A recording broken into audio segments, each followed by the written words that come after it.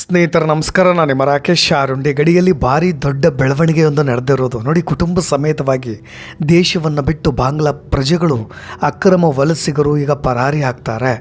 ಸುವೇಂದು ತ್ರಿಶೂಲ ವ್ಯೂಹಕ್ಕೆ ಬೆಚ್ಚಿ ಬಿದ್ದಂಥ ವಲಸಿಗರು ಎದ್ನೋ ಬಿದ್ನೋ ಅನ್ನೋ ಹಾಗೆ ಊರು ಬಿಡ್ತಾ ಇದ್ದಾರೆ. ಹಕಿಂಪುರ ಗಡಿಯಲ್ಲಿ ಆ ತರಹದ ಅಚ್ಚರಿ ದೃಶ್ಯಗಳು ಕಾಣಸಿಗ್ತಾ ಇರೋದು ನೋಡಿ. ಇದಕ್ಕಿಂತ ದೊಡ್ಡ ಬದಲಾವಣೆಯನ್ನು ಯಾರೂ ಕೂಡ ನಿರೀಕ್ಷೆ ಮಾಡಲಿಕ್ಕೆ ಸಾಧ್ಯವೇ ಇಲ್ಲ. ಅದು ಸಾಧ್ಯವಾಗಿರೋದು ವೆಸ್ಟ್ ಬೆಂಗಾಲ್ನಲ್ಲಿ ಮಮತಾ ಬ್ಯಾನರ್ಜಿಯವರ ನಂತರ ಆಡಳಿತವನ್ನು ನಡೆಸ್ತಾ ಇರ್ತಕ್ಕಂಥ ಸುವೇಂದು ಅಧಿಕಾರಿಯಿಂದ. ಅವರ ತ್ರಿಶೂಲ ವ್ಯೂಹಕ್ಕೆ ಕಂಗಾಲಾಗಿರ್ತಕ್ಕಂಥ ಬಾಂಗ್ಲಾದೇಶದ ಪ್ರಜೆಗಳು ಇವತ್ತು ಗಂಟು ಮೂಟೆಯನ್ನು ಕಟ್ಟಿಕೊಂಡು ಬಾಂಗ್ಲಾದೇಶಕ್ಕೆ ಪರಾರಿ ಆಗ್ತಾ ಇದ್ದಾರೆ ನೋಡಿ. ಡಿಟೆಕ್ಟ್, ಡಿಲೀಟ್ ಮತ್ತು ಡಿಪೋರ್ಟ್. ಮೊದಲು ಪತ್ತೆ ಹಚ್ಚೋದು, ಅವ್ರದ್ದೇನಾದರೂ ಫೇಕ್ ಸರ್ಟಿಫಿಕೇಟ್ ಇದ್ದರೆ ಅದನ್ನು ಡಿಲೀಟ್ ಮಾಡೋದು, ಅದಾದ ನಂತರ ಭಾರತವನ್ನು ಬಿಟ್ಟು ಅವರ ದೇಶಗಳಿಗೆ ಅವ್ರನ್ನ ಕಳಿಸ್ಕೊಡೋದು. ಇದು ಸುವೇಂದು ಅವರ ಮಾಸ್ಟರ್ ಸ್ಟ್ರೋಕ್. ಬಂಗಾಳದಲ್ಲಿ ಈ ನಿಯಮದ ಅನ್ವಯವಾಗಿ ಈಗೆಲ್ಲ ಅಕ್ರಮ ನುಸುಳುಕೋರನ್ನು ಪತ್ತೆ ಹಚ್ಚಿ ಗಡೀಪಾರು ಮಾಡೋ ಸಂಬಂಧವಾಗಿ ಹೊರಡಿಸಿದಂಥ ಘೋಷಣೆ ಇದು. ಇದನ್ನೇ ನಾವೀಗ ತ್ರಿಶೂಲ ವ್ಯೂಹ ಅಂತ ಹೇಳಿ ಕರೀತಾ ಇರೋದು. ಡಿಟೆಕ್ಟ್, ಡಿಲೀಟ್, ಡಿಪೋರ್ಟ್ ಅಂತ ಹೇಳಿ. ಇದನ್ನೇ ಈಗ ಪೊಲೀಸ್ನವರು ಕೂಡ ಪಾಲಿಸಬೇಕು. ಕಠಿಣ ಎಚ್ಚರಿಕೆಗಳ ನಡುವೆ ಇದೀಗ ಖಡಕ್ ಆದೇಶ ಹೊರಬಿದ್ದಂಥ ಬೆನ್ನಲ್ಲೇ ಸ್ಥಳೀಯವಾಗಿ ಅಲ್ಲಿರ್ತಕ್ಕಂಥ ಅಕ್ರಮ ನುಸುಳುಕೋರರಿಗೆ ಇನ್ನು ಮುಂದೆ ನಮಗೆ ಇಲ್ಲಿ ನೆಲೆ ಇಲ್ಲ, ಇದು ಸೇಫ್ ಅಲ್ಲ, ನಾವು ನಮ್ಮ ದೇಶಗಳಿಗೆ ಹೊರ ಹೋಗೋದೇ ಒಳ್ಳೆಯದು, ಇಲ್ಲದೇ ಇದ್ದರೆ ಇವರು ನಮ್ಮನ್ನು ಅರೆಸ್ಟ್ ಮಾಡಿ 30 ದಿನಗಳ ಕಾಲ ಹೋಲ್ಡಿಂಗ್ ಸೆಂಟರ್ನಲ್ಲಿ ಇಟ್ಟು ಬಿಡ್ತಾರೆ ಅಂತ ಒಂದು ಅಚ್ಚರಿ ಅಂಶ ಕೂಡ ಇದೆ. ಯಾಕೆ ಇವರೆಲ್ಲರೂ ಕೂಡ ಏಕಾಏಕಿಯಾಗಿ ಊರು ಬಿಡ್ತಾ ಇದ್ದಾರೆ ಅನ್ನೋದಕ್ಕೂ ಕೂಡ ಒಂದು ಕಾರಣ ಇದೆ. ಅದನ್ನು ಕೂಡ ನಾನು ನಿಮ್ಗೆ ತಿಳಿಸ್ಕೊಡ್ಲೇಬೇಕು ನೋಡಿ. ಇವತ್ತು ಬಾಂಗ್ಲಾದೇಶದ ನಿವಾಸಿಗಳೆಲ್ಲರೂ ಕೂಡ ಗಂಟು ಮೂಟೆ ಕಟ್ಕೊಂಡು ವೆಸ್ಟ್ ಬೆಂಗಾಲ್ನ ಬಿಟ್ಟು ಹೊರಡ್ತಾ ಇರೋದು. ಗಡೀಪಾರು ಮಿಷನ್ ಯಾವಾಗ ಶುರುವಾಯಿತೋ ಬಂಗಾಳದಲ್ಲಿ ಅನೇಕ ಕಡೆ ಎಲ್ಲೆಲ್ಲೆಲ್ಲ ನೆಲೆಸಿದ್ರು, ಮುರ್ಷಿದಾಬಾದ್ ಇರ್ಬೋದು, 24 ಪರಗಣ ಇರ್ಬೋದು, ಎಲ್ಲ ಕಡೆ ಬಾಂಗ್ಲಾದೇಶದ ಪ್ರಜೆಗಳಿಗೆ ನಮಗೆ ಇನ್ನು ಮುಂದೆ ಉಳಿಗಾಲ ಇಲ್ಲ ಅನ್ನೋದು ಅರಿವಾಯ್ತಲ್ವ. ಹಾಗಾಗಿ ಪಶ್ಚಿಮ ಬಂಗಾಳದ ಗಡಿಯಲ್ಲಿ ಸಿಕ್ಕಾಪಟ್ಟೆ ವಲಸಿಗರು ಸೇರಲಿಕ್ಕೆ ಶುರು ಮಾಡಿದ್ದಾರೆ. ದೊಡ್ಡ ದೊಡ್ಡ ಗುಂಪುಗಳು ತಮ್ಮ ಕುಟುಂಬ ಸಮೇತವಾಗಿ ಮಕ್ಕಳು, ಮರಿ, ಬೆಡ್ಡು, ಬೆಡ್ಶೀಟು ಜೊತೆಗೆ ಮಂಚ ಎಲ್ಲವನ್ನು ಕೂಡ ಎತ್ಕೊಂಡು ಇವತ್ತು ಸಿಕ್ಕಾಪಟ್ಟೆ ವಲಸಿಗರು ಊರು ಬಿಡ್ಲಿಕ್ಕೆ ತಯಾರಾಗಿರೋದು ನೋಡಿ. ಉತ್ತರ 24 ಪರಗಣದ ಬಸಿಹರತ್ ಉಪವಿಭಾಗದಲ್ಲಿರ್ತಕ್ಕಂಥ ಹಕಿಂಪುರ ಚೆಕ್ ಪಾಯಿಂಟ್ಸ್ನಲ್ಲಿ ಮಂಗಳವಾರ ಬೆಳಗ್ಗೆ ಅತಿ ಹೆಚ್ಚು ಬಾಂಗ್ಲಾದೇಶಿ ಪುರುಷರು ಮತ್ತು ಮಹಿಳೆಯರು ಅಂತಾರಾಷ್ಟ್ರೀಯ ಗಡಿಯನ್ನು ದಾಟಿ ನಾವು ಹೋಗ್ತೀವಪ್ಪ ಅಂತ ಹೇಳಿ ಸಿದ್ಧರಾಗಿಬಿಟ್ಟಿದ್ದಾರೆ ನೋಡಿ. ಅಲ್ಲಿನ ಸ್ಥಳೀಯರು, ಬಾಂಗ್ಲಾದೇಶದ ನಿವಾಸಿಗಳು ಮೀಡಿಯಾ ಮುಂದೆ ರಿಯಾಕ್ಟ್ ಮಾಡಿದ್ರು. ನಾನು ಕಳೆದ 1-2 ವರ್ಷಗಳಿಂದ ಡಮ್ನಲ್ಲಿ ವಾಸ ಮಾಡ್ತಾ ಇದ್ದೆ, ಇಡೀ ಕುಟುಂಬ ಇಲ್ಲಿ ವಾಸವಾಗಿತ್ತು. ಆದರೆ ಈಗ ಬಂದಿರತಕ್ಕಂಥ ಹೊಸ ಸರ್ಕಾರ ನಮ್ಮನ್ನು ಇಲ್ಲಿ ಇಟ್ಕೊಳ್ಳಿಕ್ಕೆ ಸಿದ್ಧರಾಗಿಲ್ಲ. ನಾವಿನ್ನು ಮುಂದೆ ಏನು ಮಾಡೋದು ಅನ್ನೋದು ತಲೆ ಕೆಟ್ಟು ಹೋಗಿಬಿಟ್ಟಿದೆ. ಅದಾದ ಮೇಲೆ ಈಗ ಹೋಲ್ಡಿಂಗ್ ಸೆಂಟರ್ ಬೇರೆ ತೆರಿತೀವಿ ಅನ್ನೋ ಆದೇಶ ಹೊರಗೆ ಬಿದ್ದಿದೆ. ಹಾಗಾಗಿ ನಾವೀಗ ಊರು ಬಿಡ್ತಾ ಇದ್ದೀವಿ ಅಂತ ಒಪ್ಕೊಂಡಿರೋದು ನೋಡಿ. ಪೌರತ್ವ ತಿದ್ದುಪಡಿ ಕಾಯ್ದೆ CAA ವ್ಯಾಪ್ತಿಗೆ ಬಾರದೇ ಇರತಕ್ಕಂಥವ್ರು ತಮ್ಮ ತಮ್ಮ ದೇಶಗಳಿಗೆ ಮಾಡಲಿಕ್ಕೆ ಶುರು ಮಾಡಿಬಿಟ್ಟಿದ್ದಾರೆ. ಆದರೆ ಗುಪ್ತಚರ ಇಲಾಖೆಯ ಮಾಹಿತಿಯ ಅಡಿಯಲ್ಲಿ ಕಠಿಣ ಕ್ರಮಗಳನ್ನು ಕೂಡ ಎದುರಿಸಬೇಕಾಗುತ್ತೆ ಅಂತ ಬಾಂಗ್ಲಾ ಪ್ರಜೆಗಳು ನಡುಕ ಶುರುವಾಗ್ಬಿಟ್ಟಿದೆ ಅವರಿಗೆ. ಹಾಗಾಗಿ ಭಯ ಪಡ್ತಾ ಇದ್ದಾರೆ. ಅಷ್ಟಕ್ಕೂ ದಿಢೀರ್ ದೇಶವನ್ನು ತೊರಿತಾ ಇರೋದು ಯಾಕೆ? ಆ ಥರದ್ದು ಒಂದಿಷ್ಟು ಗೊಂದಲ, ಅನುಮಾನಗಳು ವೀಕ್ಷಕರಾದಂಥ ನಿಮ್ಮಲ್ಲೂ ಕೂಡ ಇರುತ್ತೆ. ಅಂತಹ ಹೊಸ ಆದೇಶ ಏನು ಹೊರಗೆ ಬಿದ್ದಿದೆ ಅನ್ನೋ ಇಂಟ್ರೆಸ್ಟಿಂಗ್ ಮಾಹಿತಿಯನ್ನು ನಾನು ನಿಮಗೆ ತಿಳಿಸಲೇಬೇಕು ನೋಡಿ. ಇತ್ತೀಚೆಗೆ ಹಿರಿಯ BSF ಅಧಿಕಾರಿಗಳೊಂದಿಗೆ ನಡೆದಂಥ ಮೀಟಿಂಗ್ ಮಹತ್ವದ ನಿರ್ಧಾರವನ್ನು ಕೈಗೊಂಡಿದ್ದು. ಸುವೇಂದು ಅಧಿಕಾರಿಯವರು ಸ್ಪಷ್ಟವಾಗಿ ಹೇಳಿದ್ರು, ಯಾರೆಲ್ಲ CAA ವ್ಯಾಪ್ತಿಯಿಂದ ಹೊರಗಿರ್ತಾರೋ ಅವ್ರನ್ನ ಅಕ್ರಮ ಪ್ರವೇಶಗಾರರು ಅಂತ ಪರಿಗಣಿಸಿ, ಜೊತೆಗೆ CAA ವ್ಯಾಪ್ತಿಯಿಂದ ಹೊರಗಿರೋರನ್ನ ಒಳನುಸುಳುಕೋರರು ಅಂತ ಹೇಳಿ ಪರಿಗಣಿಸೋದು ಅಷ್ಟೇ ಅಲ್ಲ, ರಾಜ್ಯ ಪೊಲೀಸ್ನವರು ಅವ್ರನ್ನ ಬಂಧನ ಮಾಡಬೇಕು, BSFಗೆ ಹಸ್ತಾಂತರ ಮಾಡಬೇಕು ಅನ್ನೋ ಕಟ್ಟುನಿಟ್ಟಿನ ಕ್ರಮಕ್ಕೆ ಮುಂದಾದರು. ಇದು ಎಲ್ಲವೂ ಕೂಡ ಬಾಂಗ್ಲಾ ಅಕ್ರಮ ವಲಸಿಗರಿಗೆ ಗೊತ್ತಿತ್ತು, ಬಟ್ ನಾವು ಸೇಫ್ ಅಂತ ಅಂದ್ಕೊಂಡಿದ್ರು. ಆದರೆ ಅಸಲಿಗೆ ಈಗಿರ್ತಕ್ಕಂಥ ಅಚ್ಚರಿ ವಿಷಯವನ್ನು ನಾನು ಹೇಳಲೇಬೇಕು.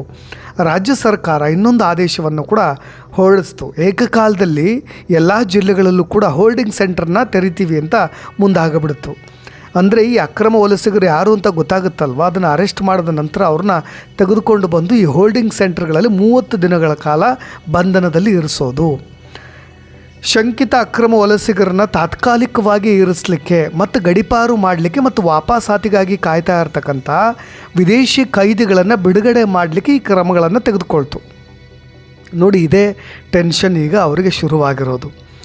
ಭಾರತದಲ್ಲಿ ಅಕ್ರಮವಾಗಿ ವಾಸ ಮಾಡ್ತಾ ಇರ್ತಕ್ಕಂಥ ಬಾಂಗ್ಲಾದೇಶಿ ಪ್ರಜೆಗಳು ಮತ್ತು ರೋಹಿಂಗ್ಯಾಗಳ ಕುರಿತು ಕೇಂದ್ರ ಸರ್ಕಾರ ಇಲ್ಲಿಯವರೆಗೂ ಏನೆಲ್ಲ ಹೊರಡಿಸಿತ್ತಲ್ವ, ಒಂದಿಷ್ಟು ಮಾರ್ಗಸೂಚಿಗಳು, ಮಾನದಂಡಗಳು, SOP ಏನೆಲ್ಲ ಇತ್ತೋ ಅದೇ ಅಡಿಯಲ್ಲಿ ಈ ಹೋಲ್ಡಿಂಗ್ ಸೆಂಟರ್ಗಳು ಕೂಡ ಕೆಲಸ ಮಾಡುತ್ತೆ.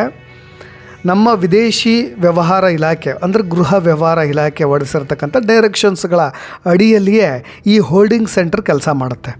ಈಗಾಗಲೇ ಮಾಲ್ಡಾದಲ್ಲಿ ಮೊದಲ ಹೋಲ್ಡಿಂಗ್ ಸೆಂಟರ್ನ ತೆರೆದು ಬಿಟ್ಟಿದ್ದಾರೆ. ಈಗಾಗಲೇ ಅದು ಕಾರ್ಯನಿರ್ವಹಣೆ ಮಾಡಲಿಕ್ಕೂ ಕೂಡ ಶುರು ಮಾಡಿದೆ.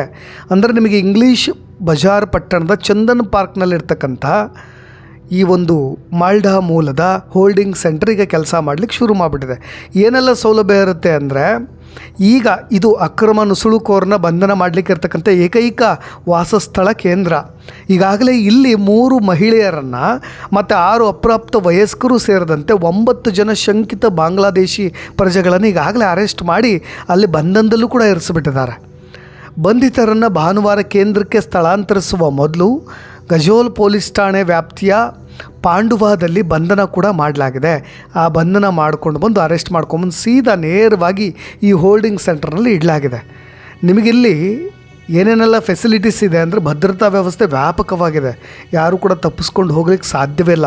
CCTV ಕಣ್ಗಾವಲಿದೆ, 12 ಪೊಲೀಸ್ ಸಿಬ್ಬಂದಿಗಳು ಕೆಲಸ ನಿರ್ವಹಿಸ್ತಾ ಇರ್ತಾರೆ, ನಾಗರಿಕ ರಕ್ಷಣಾ ಸಿಬ್ಬಂದಿಗಳು ಇರ್ತಾರೆ, ನಾಗರಿಕ ಸ್ವಯಂ ಸೇವಕರು ಕೂಡ ಇಲ್ಲಿ ಕೆಲಸ ಮಾಡ್ತಾರೆ.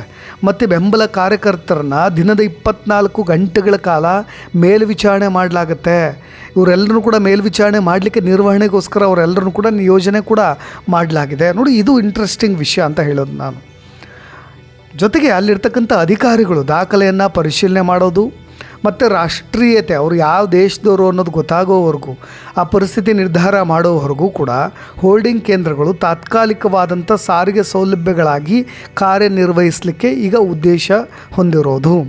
ನೋಡಿ, ಈ ಚೌಕಟ್ಟಿನಡಿಯಲ್ಲಿ ಯಾರೆಲ್ಲ ಇರ್ತಾರೆ ಅಂತ ಅಂದರೆ, ಅವರು ಪೌರತ್ವವನ್ನು ನಿರ್ಧಾರ ಮಾಡೋದವರು, ಅವರು ಯಾವ ಉದ್ದೇಶಗಳಿಗಾಗಿ ಬಂದಿದ್ದಾರೆ ಅನ್ನೋದು ಗೊತ್ತಾಗೋದು ಹೇಗೆ, ಎಷ್ಟು ವರ್ಷಗಳ ಹಿಂದೆ ಬಂದಿದ್ರಿಲ್ಲಿ, ಫೇಕ್ ಸರ್ಟಿಫಿಕೇಟನ್ನು ಮಾಡಿಕೊಟ್ಟವ್ರು ಯಾರು, ಎಲ್ಲವೂ ಕೂಡ ಈ ಚೌಕಟ್ಟಿನಡಿಯಲ್ಲಿ ಜಿಲ್ಲಾ ಮ್ಯಾಜಿಸ್ಟ್ರೇಟ್ಗಳು ಮತ್ತು ಗೊತ್ತುಪಡಿಸಿದಂಥ ಅಧಿಕಾರಿಗಳು ಇವೆಲ್ಲವನ್ನು ಕೂಡ ಪರಿಶೀಲನಾ ಕಾರ್ಯವಿಧಾನಗಳನ್ನು ನಡೆಸ್ತಾರೆ.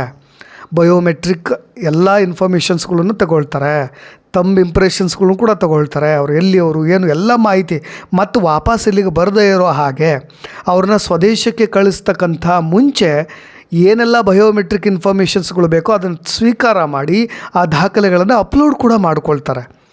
ಅದರಿಂದ ಶಂಕಿತ ಅಕ್ರಮ ಪ್ರವೇಶದಾರರು 30 ದಿನಗಳವರೆಗೆ ಅಲ್ಲಿ ಬಂಧನ ಮಾಡಿ ಎಲ್ಲ ಡೀಟೇಲ್ಗಳನ್ನು ಕೂಡ ಪಡೆದುಕೊಂಡು ವಾಪಸ್ ಅವ್ರನ್ನ ಕಳಿಸೋದು. ನೋಡಿ, ಈಗಾಗಲೇ ಹೋಲ್ಡಿಂಗ್ ಸೆಂಟರ್ ಕಾರ್ಯನಿರ್ವಹಿಸ್ಲಿಕ್ಕೆ ಶುರು ಮಾಡಿದೆ. ಒಟ್ಟಾರೆಗೆ 9 ಬಾಂಗ್ಲಾದೇಶಿ ಪ್ರಜೆಗಳನ್ನು ಅಲ್ಲಿ ಇರಿಸ್ಕೊಂಡಿದ್ದೀವಿ, ಅಗತ್ಯ ಪರಿಶೀಲನೆ ನಡೆಸ್ತಾ ಇದ್ದೀವಿ, ಎಲ್ಲ ಕಾರ್ಯವಿಧಾನಗಳು ಕೂಡ ನಡೀತಾ ಇದೆ ಅಂತ ಅಲ್ಲಿಗೆ ಕಾರ್ಯನಿರ್ವಹಿಸ್ತಾ ಇರ್ತಕ್ಕಂಥ ಮಾಲ್ಡಾದ ಹಿರಿಯ ಪೊಲೀಸ್ ಅಧಿಕಾರಿಯೊಬ್ಬರು ಮೀಡಿಯಾಗೆ ಮಾತನಾಡಿರೋದು. ಒಂದು ಕಡೆ ಇದನ್ನು ಇಡೀ ದೇಶವೇ ಸ್ವಾಗತ ಮಾಡ್ತಾ ಇದೆ, ಇಡೀ ರಾಷ್ಟ್ರ ಈ ಥರದ ಬೆಳವಣಿಗೆಯನ್ನು ನಾವೆಲ್ಲರೂ ಕೂಡ ಒಪ್ಕೊಳ್ಬೇಕಾಗತ್ತೆ, ಅಕ್ಸೆಪ್ಟ್ ಮಾಡಬೇಕಾಗತ್ತೆ. ಒಂದು ಕಡೆ TMC ಇದನ್ನು ವಿರೋಧ ಮಾಡ್ತಾ ಇದೆ, ಎಲ್ಲೋ ಒಂದು ಕಡೆ ಈ ಹೆಸರಿನಲ್ಲಿ ಅಕ್ರಮ ವಲಸಿಗರಿಗೆ ಭಾರಿ ಕಿರುಕುಳವನ್ನು ಕೊಡಲಾಗುತ್ತೆ, ಅರೆಸ್ಟ್ ಮಾಡ್ಕೊಂಡು ಬಂದು ಅಲ್ಲಿ ಹೋಲ್ಡಿಂಗ್ ಸೆಂಟರ್ನಲ್ಲಿ ಅವ್ರನಿಗೆ ಮಾನಸಿಕವಾದಂಥ ಚಿತ್ರಹಿಂಸೆ ಕೊಡಲಾಗುತ್ತೆ ಅಂತೆಲ್ಲ ಆರೋಪಗಳನ್ನು ಮಾಡ್ತಾ ಇದ್ದಾರೆ. ಒಂದು ಕಡೆ BJP ಹಿರಿಯ ನಾಯಕರು ಈ ಒಂದು ಕಾರ್ಯಾಚರಣೆ ಅಭಿಯಾನವನ್ನು ವೆಲ್ಕಮ್ ಮಾಡ್ತಾ ಇದ್ದಾರೆ. ರಾಜ್ಯವು ಅಕ್ರಮ ವಲಸೆ ಮತ್ತು ಉಗ್ರಗಾಮಿ ಜಾಲಗಳಿಗೆ ಹೇಗೆ ಗುರಿಯಾಗಿಟ್ಕೊಂಡು ಕೆಲಸ ಮಾಡ್ತಾ ಇದೆ ಅನ್ನೋದು ನಾವೆಲ್ಲರೂ ಕೂಡ ಒಪ್ಕೊಳ್ಬೇಕು. ನಮ್ಮ ದೇಶ ಮತ್ತು ನಮ್ಮ ರಾಜ್ಯಕ್ಕೆ ರಕ್ಷಣೆ ಬೇಕು.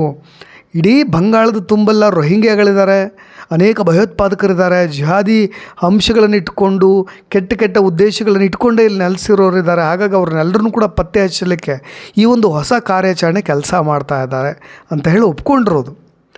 ನೋಡಿ, ನಿಮಗೀಗ ಈ ಗಡಿ ಚೆಕ್ ಪೋಸ್ಟ್ಗಳ ಬಳಿ ಜನಸಮೂಹ ಸೇರ್ತಾ ಇರೋದ್ರಿಂದ ಈ ಹೋಲ್ಡಿಂಗ್ ಕೇಂದ್ರಗಳು ಕೂಡ ಭಾರೀ ಭದ್ರತೆಯಲ್ಲಿ ಕೆಲಸ ಮಾಡಲಿಕ್ಕೆ ಶುರು ಮಾಡ್ಕೊಂಡಿರೋದು.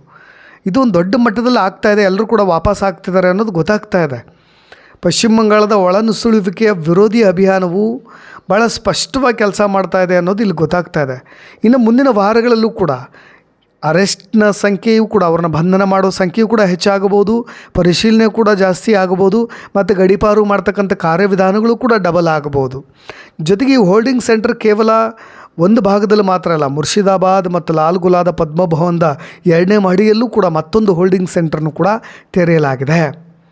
ನಕಲಿ ಭಾರತೀಯ ಪಾಸ್ಪೋರ್ಟ್ಗಳು, ನಕಲಿ ಎಪಿಕ್ ಕಾರ್ಡ್ಗಳು ಎಲ್ಲವನ್ನೂ ಕೂಡ ನಿಮಗೆ ಯಾವೆಲ್ಲ ಅವ್ರದ್ದು ನಕಲಿ ಫೇಕ್ ಸರ್ಟಿಫಿಕೇಟ್ಗಳನ್ನು ಮಾಡಿಕೊಂಡಿದ್ದಾರೋ DLಯಿಂದ ಹಿಡಿದು ಪ್ರತಿಯೊಂದು ಕಾರ್ಡ್ಸ್ಗಳನ್ನು ಕೂಡ ಚೆಕ್ ಮಾಡೋದು.